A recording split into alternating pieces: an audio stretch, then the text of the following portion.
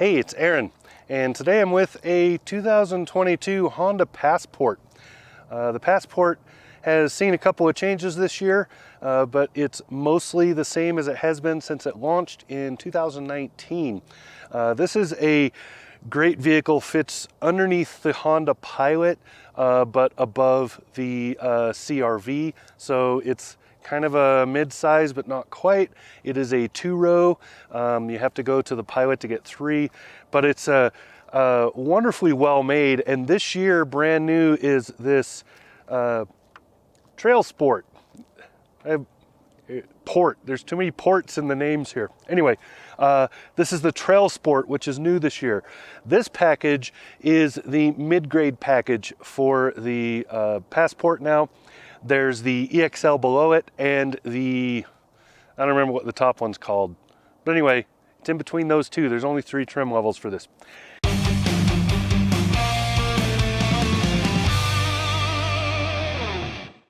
3.5-liter V6, the 6-cylinder is putting out 280 horsepower. It's a nice predictable horsepower band and torque output, so it's like any V6. It's very, very smooth. That's why they've been so popular for so long. They're very smooth engines that have a very predictable delivery. And nice, I believe it's 8-speed transmission. I'll fix that on the screen if I'm wrong. It's 8-speed, I think. Everything kind of works together pretty well. There are some situations where the transmission seems to be holding back, probably in order to try to get fuel economy. But otherwise, like on the highway and just driving around, it's pretty great. So let's walk around, have a look at this thing. We'll go look at the working end, get inside of it, do all that good stuff. So looking at it from the side here, you can see some design elements. It's pretty simple, not a whole lot of things going on. Pretty simplified design, but there are a bunch of things you can see from here that are different because of the TrailSport model. So just to start off, looking at the design itself, the fender starts right here, so it's pretty traditional. There's not a lot of like stuff happening to make this fender. The little curve on the hood here is probably not visible from there, but it doesn't create a big hump like you would see a lot of the time. So instead, the fender just starts here and happens.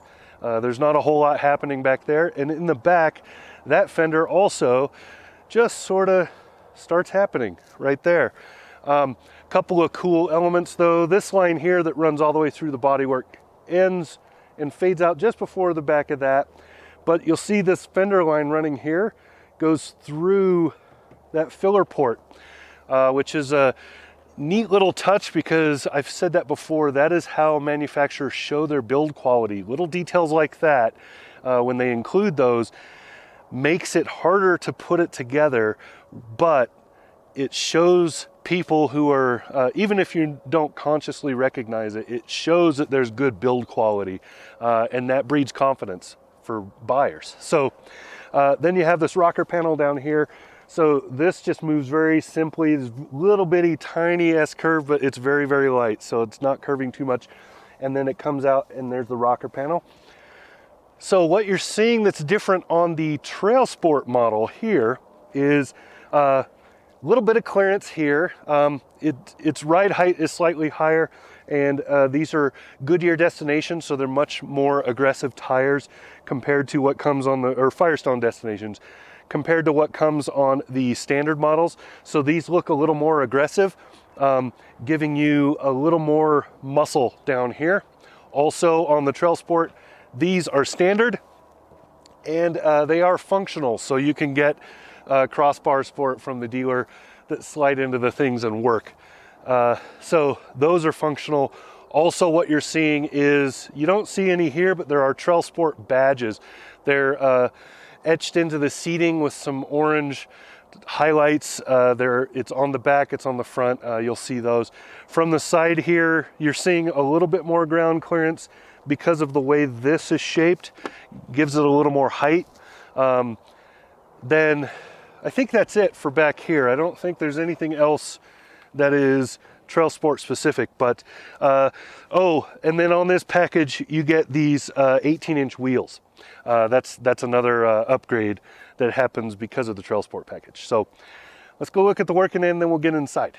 So from the back here, TrailSport model, couple of little things. The bottom diffuser down here for the, which would be the rear angle. Now I can't remember anything now. Geez, you got approach angle, departure angle. This one is slightly different on the TrailSport model, just to make it look more aggressive. I don't believe it actually improves the departure angle, but it looks better. And then you'll see these pipes, beautiful covers on there. That's really cool. TrailSport, you can see it here. There's the badge with the little mountains. And then when we open this up, I think my camera bag is in here, but here is the cargo area. So a couple of cool things to note.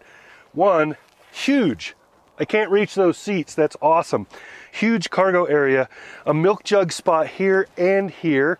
That one's deeper than this one because this comes equipped with a stereo that has a subwoofer, and the subwoofer takes up a little space back here. You have buttons on the side right here that drop those seats for you, so you can just hit those and they go. Also has a 12-volt power outlet back here. There's some grocery hangers over here. This doesn't have the cargo cover, but you can get one. And then under this is another storage bin. This is one of my favorite things about the Passport, because Honda thought of this, and it's awesome. So lots of space in there. That's pretty cool. And then the spare tire is actually under that part, and I believe that you get to it from underneath down there. So yeah, really functional, useful cargo space. Let's go look inside. So here we're in the back seats. This seat is set for me at 6'3", and I still have leg room. I can also put my feet underneath so I can sit more comfortable. That's a big deal, especially if you're going to have tall folks in the back. These are pretty good seats. They're not the most comfortable, but they're not terrible. I could sit in these for quite a while and be fine. Tons of headroom. So at 6'3" again, I have 2 inches there. That's a pretty good gap. That's about 2 inches of headroom in here. That's awesome. That's phenomenal. 3 across, a little bit of a stretch in this if they're big people like me. Regular sized people, probably not as big of a deal. There are extra drink holders in this armrest, plus 2 here and 2 there. That's a lot of drink holders. There's USBs and a household outlet, 115 down here. So lots of plug-in options. There's storage pouches in the back of the seats, etc., etc. This also has built-in wind shades, which is a part of the TrailSport package. So those come standard. Lots of room back here. So this is a roomy vehicle, which is beauty. So up here in the front seat, again, lots of room. These seats are great. Very comfortable, nicely, not a lot of bolstering at the top, but plenty down here. So it feels really good. It kind of hugs you without getting too much like, you know, Aunt Betty or somebody. Nicely laid out controls, easy to figure out where things are. They're pretty straightforward. There's no complications. The infotainment is okay. It's not great, but it's not terrible. It's just pretty good. The controls for climate are very easy to understand, really quick to use. This has heated seats, but not cooled seats. Does not have a heated steering wheel, but is otherwise nicely outfitted. These armrests that are on the seats here are adjustable, so you can put them down all the way, you know, up. You can, where do you want it, right? So you can do your thing. This has seat memory up for this seat here. Also adjusts the side mirrors, and just a nice, simple layout.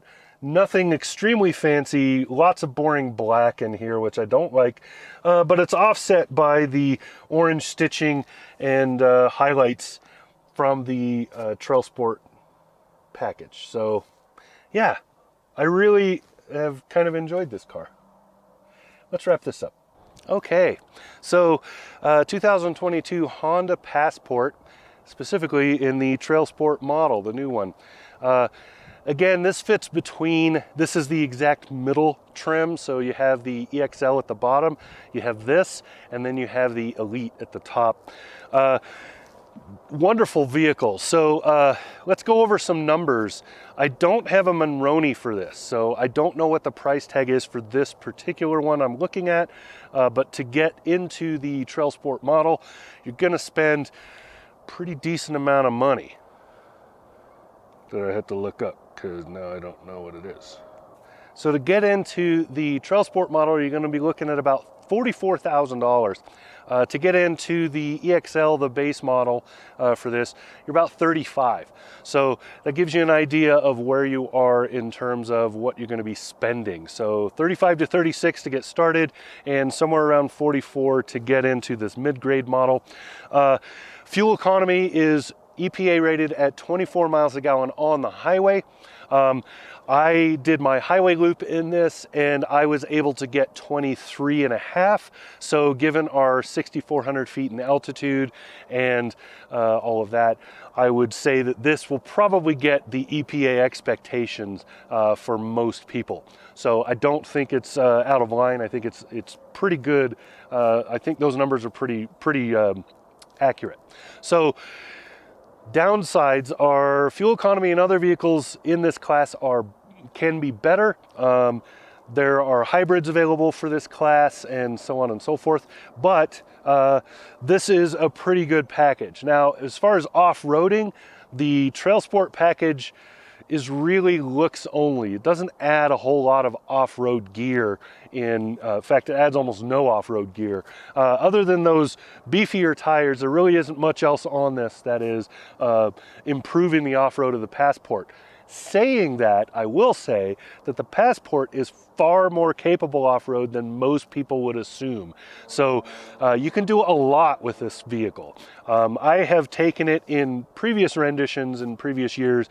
I have taken it up into the boondocks and bounced around mountains in Colorado and places where you would not expect a vehicle like this to really thrive, and it did great. It had a good time. So I assume with those tires, you're going to be even a little bit better. So you probably just feel more confident at the very least. Out here at the top of the world here I'm about 7,000 feet here in Wyoming. This is pretty easy trails. I haven't taken it on anything very hard, and it's no worries, right? So these are basically glorified dirt roads. There are some spots that I could take it to do a little bit more, but given the time of year, that's a little bit tough right now. We're in the depths of fall. I know I'm still wearing shorts, but that's because I live in Wyoming. So if it's over 40 degrees outside, I'm probably wearing shorts.